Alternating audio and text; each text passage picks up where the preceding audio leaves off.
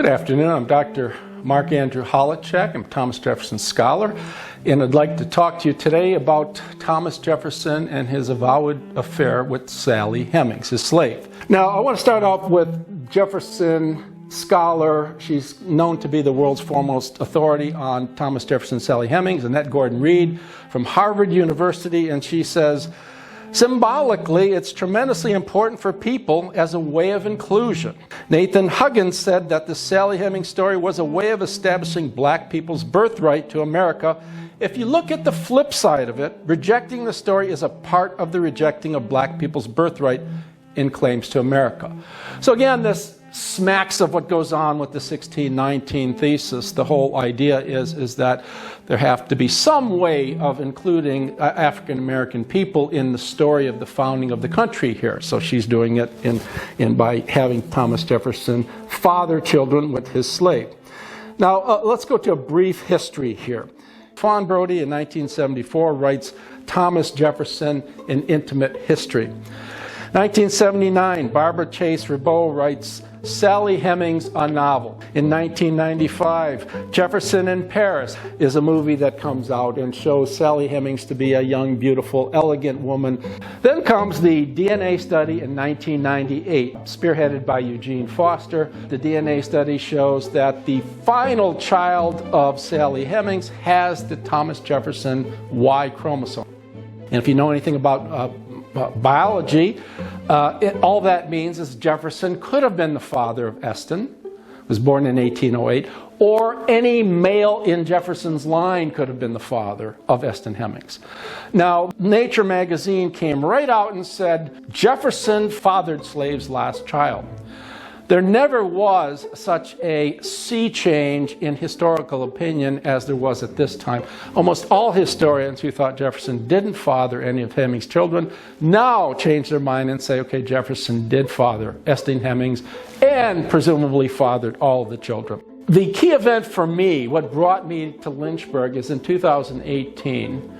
The pundits at the Thomas Jefferson Foundation at Monticello said that Jefferson definitely fathered all of Sally Hemings' children, even though none of the evidence had changed, nothing had been added. All we had was DNA evidence that showed Jefferson could have fathered Eston, no genetic evidence of anything else. Primary source evidence, that is eyewitness claims, people whose testimony could be admitted in a court of law. In terms of Jefferson, the pro-paternity case, that Jefferson was the father of all the children, there are 0 bits of primary evidence that show Jefferson fathered. They have nothing. Evidence against paternity, there are 4 bits of evidence, and one of which is the testimony of Thomas Jefferson himself in 1805. Jefferson, presumably when he was a young man, not yet married, his neighbor and friend Thomas Walker had some affairs to conduct with the Native Americans miles and miles away, and he asked Jefferson to look after his wife. Thomas presumably did more than look after his wife and made a pass at her, or presumably consummated a sexual affair with her. I suspect that there was no sexual affair, but he admits to having made a pass at her. In 1805, while he's president, he says, "You will perceive that I plead guilty to one of their charges, that when young and single I offered love to a handsome lady. I acknowledge its incorrectness. It is the only one founded in truth among all their allegations." Now, by implication, when he says the only one, this rules out the Sally Hemings affair. The Sally Hemings affair had been circulating quite robustly at the time. There is another testimony by Overseer Edmund Bacon, who in 1862, he's talking about some male leaving Sally Hemings' room at Monticello early in the morning. Bacon is responding to a suspicion that Jefferson freed Sally Hemings' daughter, Harriet Hemings, because she was his daughter. And Bacon says, she was not his daughter, not Thomas Jefferson's daughter, she was blank's daughter. I know that. I have seen him come out of her mother's room many a morning when I went up to Monticello very early. So we have primary evidence of someone who sees someone other than Thomas Jefferson coming out of Sally Hemings' room. Very important evidence. Then there's the testimony of slave Isaac Jefferson, which implicates to some extent Thomas Jefferson's brother, Randolph Jefferson. He says something to the effect, he says, "Old Massa Randolph, he used to hang around the slaves at Mulberry Road till all hours in the morning, fiddle and sing all hours of the night." He says, "He ain't got no more sense than Isaac," in other words, myself. So we have testimony that puts Jefferson's brother at the scene of the crime. Lastly, we have the testimony of Abigail Adams when Jefferson's daughter Mary comes to France. She first goes to England, and Abigail Adams takes care of her. And in 2 separate letters to Thomas, she says, talking about Sally Hemings, who had accompanied Mary Jefferson on the boat ride, and Sally is 14, Mary's 8 at the time.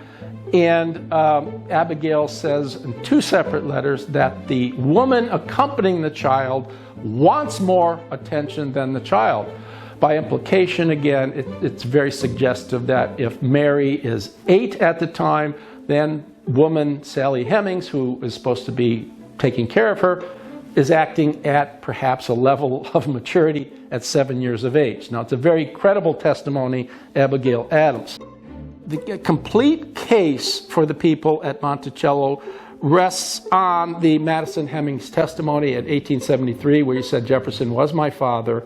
That testimony is secondary testimony, and Gordon Reed goes on to say at one point, this testimony is so critical to our case that it needs to be used and taken as primary source testimony. So by fiat, she wants to claim secondary testimony needs to be taken as primary, which is something you just can't do in scholarship.